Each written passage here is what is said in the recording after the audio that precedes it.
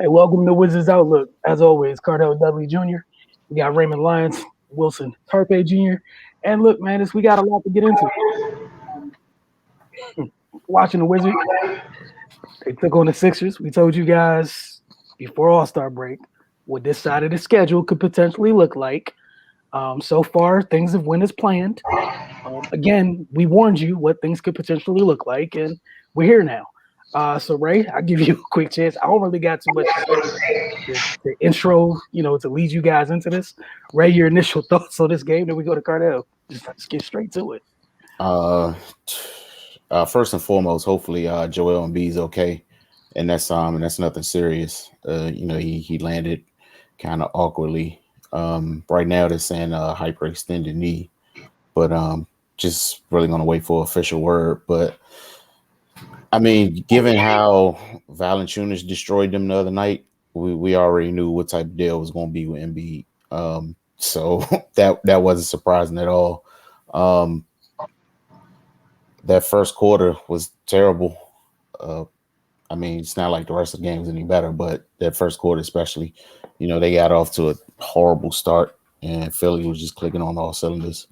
So, and they scored 14 points in the first period. And like we continuously say, they're not good enough to have these type of lulls and then just expect to turn it on and climb out the hole. They haven't proven they can do that effectively. So yeah, man, that was a bad start for them. They couldn't defend the pick and roll. They couldn't stop Philly inside. They couldn't stop Philly from penetrating. They're kind of harkening back to their early season performances, which I kind of felt like they had grown out of to this point. But I guess there's some regression to the mean going on here. The second quarter was a little bright spot. They chipped into the lead a little bit, went into the half down 10, but they came back after the break and just went back to business as usual. These toughness issues are resurfacing that we used to talk about. It got to a point where they looked like they had some fight in them, for that good stretch of games, but we're right back at square one. Yeah, it's not going to get any easier for them. Hopefully they can find whatever they found for that stretch of 10 games and reignite themselves. But it's looking kind of bleak right now with this. Not only is their schedule hard, just based on the teams they're playing, but the actual scheduling of it, like a lot of back-to-backs, not a lot of rest. So man, things can get real bleak real quick, man. Hopefully they can climb themselves out of it. But I mean, judging by these first two games coming back off All-Star breaks, not looking too good. Cardell? I just think it's the second half of the season. Teams are gearing up for the playoffs, and they just cutting all the cute stuff out. They're not playing games anymore. I mean, the game was lost in the first quarter. I just felt like the Sixers set the tone, for the game immediately. Scoring 32 points and holding the work. The impressive thing was they held the Wizards to 15 points. That shouldn't happen. You got the leading scorer in the NBA, Bill. Russ is looking better and better. He's starting to look healthier or whatnot. He's looking fresh. Obviously, that week did his body good, in a sense. But Embiid, he just set the tone with 10 points and four rebounds. But it's just not that in the quarter. But it's how he got that 10 points and 4 rebounds. It was just dominant. He just went through dudes. He set the tone where it's like, y'all, it's a wrap. And like Raymond said, prayers up to him. For me, he's the leading candidate for MVP this year. Hopefully he get healthy, come back. Because Philly got a shot, and I hate to see that go away because of injury. I really hate that because they got them all. They got a shot for real. It's just you can see it. But in that quarter, the first quarter, the Sixers shot 51% from the field, 50% from three, and they held the Wizards to 26% shooting from the field and 0% shooting from deep. That should never happen with the leading scorer in the NBA. With an all-star caliber guard like perennial all-star Russell Westbrook, that should never happen. And they out-rebounded the Wiz 18-8. So like Raymond said, they were just tougher from the jump. They felt they could pop them and bully them, and they did that. I mean, I hate to say it, I ain't questioning. I'm not questioning homie's injury or nothing like that. But losing Bertans was big.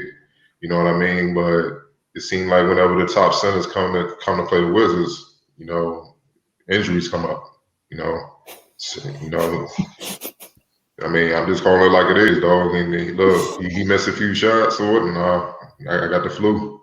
I got Embiid flu. I'm out. You know what I'm saying? So it's just they need all hands on deck, man, because Russell Bill can't do everything, man. Mm-hmm. They can't. They can't deal with nobody can deal with Embiid, but I'm like, dang, man. They look. It's not they. It's what you want them to do, man. Like Russ had 25, so 5 more points. He got 30. Bill had 19.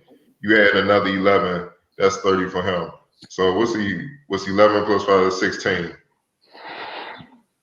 You still don't win the game. You're still not close. It's still a double digit loss. You feel what I'm saying? It's just it's their defense. It's like what Raymond said. This is the Wizards we saw when the season first started. The soft, not defending, not rotating Wizards, man. And I was afraid the All-Star break would do that, man, because I'm a firm believer once you got a rhythm, keep going. I don't care if you're tired, because it's hard, especially for a team like this that you could tell their mentality is fragile. Once it's gone, it's hard for them to get it back. Now they fighting to get it back, but they got teams coming in where they're in playoff mode. They trying to secure home court. So they're not gonna play with these dudes. They're gonna smack them and keep them moving. Just like we gonna get the game over. And that's what Embiid was about to do. He's going to end the game in the third so they can sit and get some rest. And keep in mind, Ben Simmons didn't even play, man. This is what makes you at home, bro. This is, hey, man, look, and they scored. And then I'm looking at the box score. The Philly scored 30 every quarter. There was it was no resistance defensively from the Wizards at all. And they got to do something about that center court. And Wilson, for the past few years, I've been like, y'all gotta get a big. Y'all gotta get some young athletic bigs. Y'all got look, I ain't gonna say which draft it is. It's rumors that the guy they drafted is on the trade block now. But I'm seeing the two dudes I like they need to get, Robert Williams and Mitchell Robinson, playing productive minutes for their respective teams. And it just so happened they gotta be in the same conference and the Wizards gonna have to see them for years. See what I'm saying? And see what people are not paying attention to across the NBA that's really affected teams like the Wizards who bought into the analytics stuff. I mean, all teams did, but really bought into it where it's like they was trying to draft to kind of match what the Warriors were doing because they were the dominant team. What you're starting to see is a shift to go back to the traditional way. You start to see bigs start to be more emphasized and stuff like that because they now realize that with all this small ball, if you have a quality big, you're ahead of the game. It's not hard. And quality bigs throughout the history of basketball, especially in the NBA, they've dominated this league because you see what it be. It's hard to deal with that. Then if you have some quality perimeter players around them, that's when you have a championship core. Steph and Clay are special, man. And when KD came, they just made it nuclear.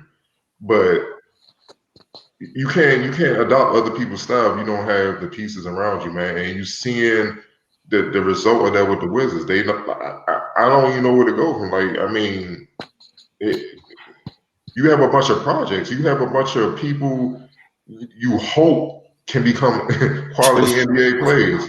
Once you take away Russ and Bill, you hoping. You know what I'm saying? Everybody else young and they still got a lot to prove. You don't know. You hoping. So the big question as we move forward, if this keeps going on, which I'm anticipating it's going to, look, they got the Bucks tomorrow.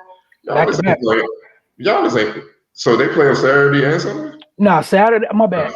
Saturday, a day of rest, and Giannis again. Okay.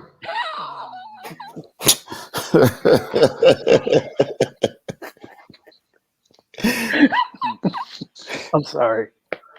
They got Giannis too. Lord gee. All right. And go Bear next week at some point. Yeah. Thursday. Then they got the Nets the Sunday after. I'm looking at oh boy.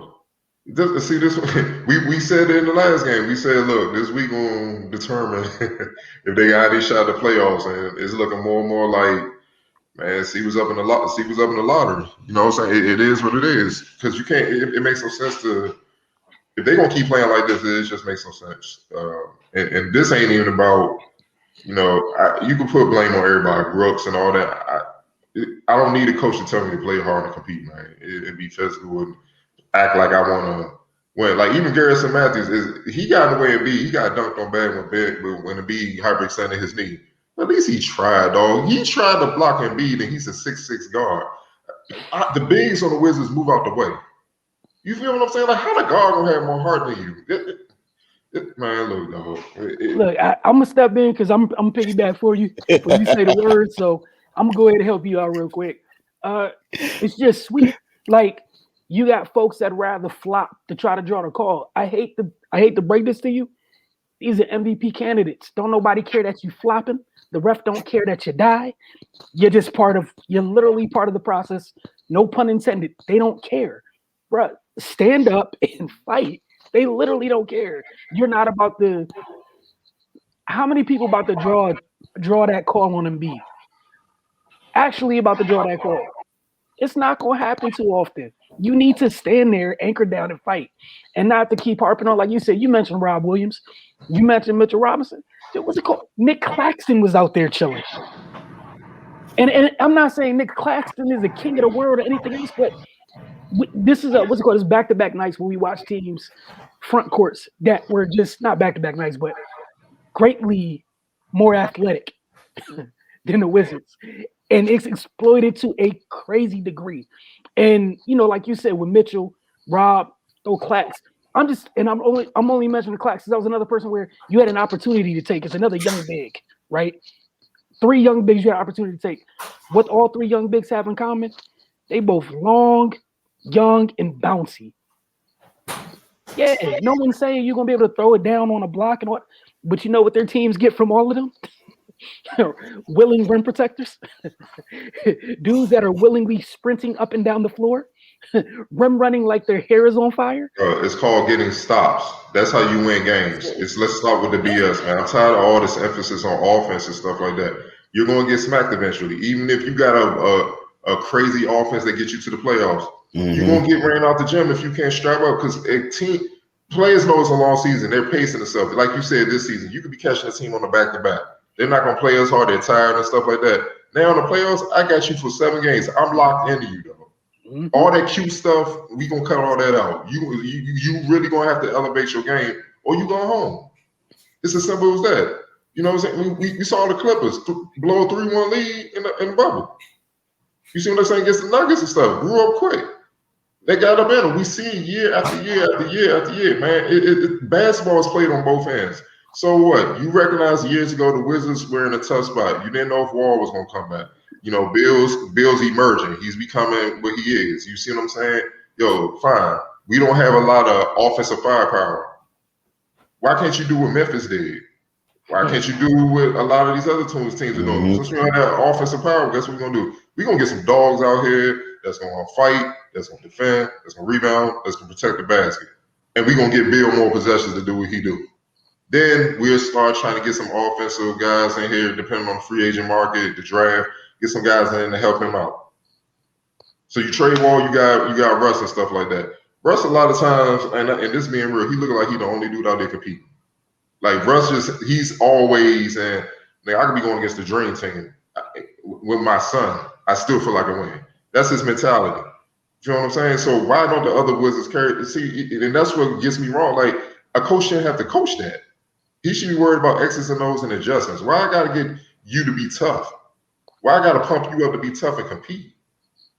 Robert Lopez, why are you flop? You supposed to be the dirty word, baby. Why are you flopping on that beat, dog? You flopping on that beat. Why y'all flopping on that beat in the high post? Like a ref is going to buy that, man. It makes no sense. Stand there and fight. Like if he dominate, he's supposed to. You feel what I'm saying? But you'd be surprised what you can do when you fight. You might be able to get in his head. If you get in his head and stuff like that, cool. Get some text on him, get him out the game. Like, it comes down to pride, man. And right now the Wizards ain't playing with it. I don't know what happened in All-Star break to make them lose it. I mean, damn, you really couldn't go nowhere. I mean, Y'all need to, wherever y'all went, y'all need to go back there and get it back before tomorrow, because it's gonna get ugly tomorrow. That boy, come on, man, he on a mission. I just saw what you did to Julius Randle last night. That was oof. Yeah, so yeah, come on, man. It's gonna be bad. And that's the thing, man. You've had this stretch. You had Jonas barely missed 30-20. Embiid's injury kept him from giving you 30. Was you 30. I was gonna say 30 because maybe they would have pulled him out the Man, he game. was going for whoop numbers. He was about to put a whoop number. This is about to be about 40-20. we gonna Now, call it. I was just saying I think he was gonna be in the game as long as Jonas was. But yeah, bro, yeah, you got Giannis twice. He gonna you got Giannis twice. That's Oh man, gonna leave that there. And guess who they got for Bill? They could put Drew on Bill.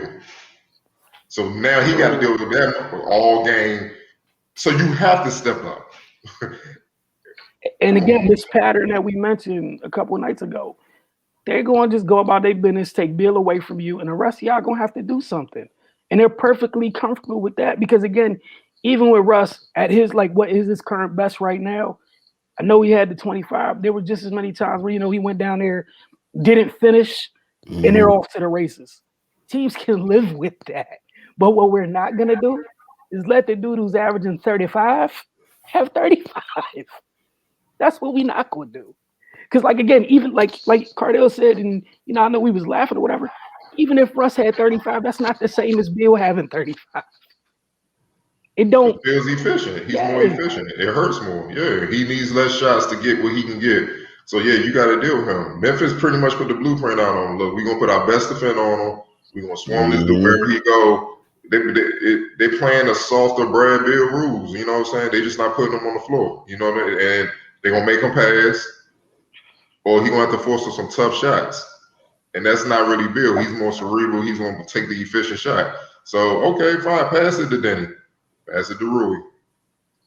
Pass it to Bertans 1 to 5. Who cares? Pass it to Mo. Pass it to Garrison. Then it gets bleak. Pass it to Bonga. Pass it to Rock. Pass it to Lopez. I hope he catches it. And then don't fumble between his legs in the paint. Like, again, anytime you hit a hook, the opponent does not care. That's a whole possession that Brad didn't get to shoot. You know how people trade 5 Lopez hooks versus 5 good looks from Brad? Happily take that. It is a welcome exchange. All day, every day. You know what I'm saying? So, and I'm interested to see how Brad tries to deal with it because, again, these next couple teams outside of the Kings, they're going to make – we're going to see this pretty much replicated. And not about to just watch this man go off like they did in the first half. Like Cardell said, folks is trying to get prime position right now. This seating matters. People try to make sure they get locked in to where they need to be locked in. And, we're going to see you guys tomorrow night for the Bucks. They got the Bucks tomorrow night. They got the Bucks on Monday. If y'all have anything else, just let me know. Right. Like, man, yeah. Right. Like, Yeah. Jonas almost had 30-20. I don't know what the other dude about to do tomorrow night.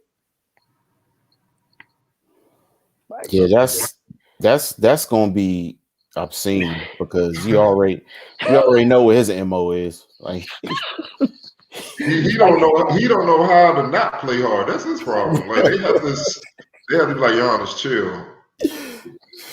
you're not about to get. You're not getting no dream shakes. You're not getting no dream shakes, no fadeaways. Look what this man did in New York. Julius Randle, All-Star, 3 for 12, 7 points, and 8 boards. He had 6 assists, 5 turnovers. Giannis in 29 minutes, 24 points, 10 assists, 10 rebounds, and 8 of 12 shooting. That's Julius Randle. So now you come in. Who's at the 4? Rui. Damn, Rui. Man, damn, Rui. And he ain't even got no reliable help, dog. He not at all. He out there by himself. Like,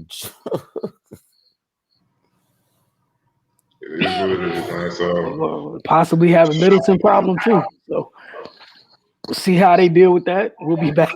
We'll be back to talk with y'all following the conclusion of tomorrow night's game. Like we told y'all pre All-Star break, we was gonna find out this month. We told y'all by the end of this month we would know, and looks like we're gonna be a little bit ahead of schedule if this Yeah. continues. Might be able to let you know by next Friday for sure. Might want to start paying a little extra attention to March Madness. Hope you watch the G League, possibly. This thing continues to go south. But you guys have a great night. We'll see you tomorrow night for the first of 2 matchups this weekend for Milwaukee, Washington. I got